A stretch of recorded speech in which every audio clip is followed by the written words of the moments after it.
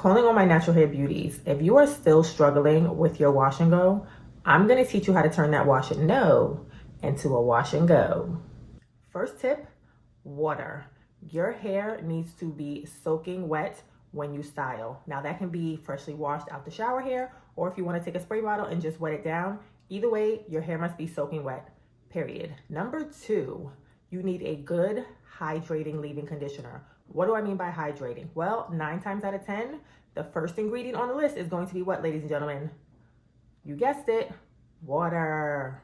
Tip number 3, pick a good styler. Now, my styler of choice is a gel because I feel like a good gel weighs my curls down, and I feel like my curls need to be weighed down in order to get them really, super defined. You can choose a mousse, you can choose a curl cream. Obviously, that choice is up to you, but my styler of preference is always going to be a gel. Tip number 4, you need to use tools. Now, that can be your fingers, that can be a detangling brush, it can even be a comb if you want, and you really need to work the products into your hair. Like I said, you can use your fingers, you can use a brush, you can use a comb, but you really need to work with tools. Tools are your friend.